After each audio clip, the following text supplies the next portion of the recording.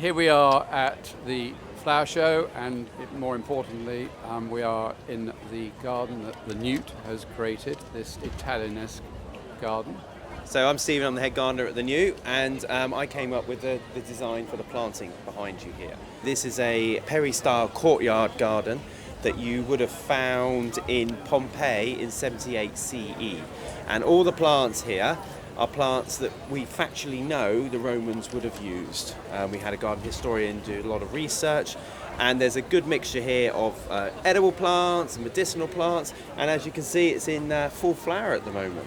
I'm Rick, I'm the exhibition manager at the Newt in Somerset, and I'm here to tell people about this garden, but also to encourage them to come to the estate and see our excavated Roman villa, which has been the other side of the inspiration for this garden. I've been very fortunate and gone to the Newt many a times, and you have this wonderful oasis of landscape, and then you have all this orchard of apples and everything, and then suddenly we fall upon a Roman ruin. But was it the actual area, when they did the archaeological digs, was it the actual area they found them? Absolutely. So what we've done, we have our excavation, we have an amazing exhibit built over the excavation, so our visitors can understand what we've got evidence for in the ground. And then we were hugely fortunate, off to one side was a clear piece of ground. You can't build on archaeology nowadays. And we've rebuilt a living, breathing Roman villa, and it's entirely a process of experimental archaeology. Again, the leading experts have sort of fed into how they think it would have looked, and it's very much evolving. It's still a process ongoing. As we learn more, we will improve, and experimental archaeology in action. I believe, if I'm right in saying, this is going to be taken to the next creation, the next dream. Yes. Oasis that's been created in Italy. Yeah, so the whole of this garden has been moved across to Vigimaggio in Italy.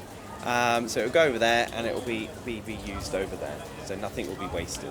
It's a fairly simple garden to design in a way because I had a structured list I had to use. I couldn't deviate from that list. There's about 1,600 plants in the middle here, and then there's probably about 400 on the outside landscape. We knew it had to be formal, we knew we wanted hedges and topiary in there, and then it was just working out what herbaceous and trees that we wanted to put through there and just line it all up so you get this really formal feeling in here. It's choosing plants that are going to be flowering at the time of Chelsea as well. Once we had that kind of design, then we grew about 50% of these plants in-house at our own nursery at the Newt, and then 50% were Caleways, a nursery in Somerset, grew them for us.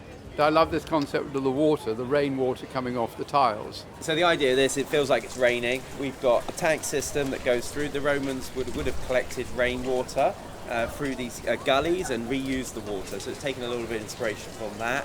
The water feature drips down the tiles, drips down to the gully, and then it's recycled around.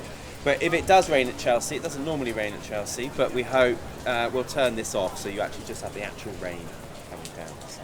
Well, thank you, and I think it's most amazing that the Newt being the sponsors for the RHS. I mean, when you arrived, everything changed here, so hopefully we're going to keep you for a long time. But I know what it costs, so, you know. But everything you do is exceptional. So anyway, I'm going to wish you both a very successful show, and much appreciate your time. Thank you.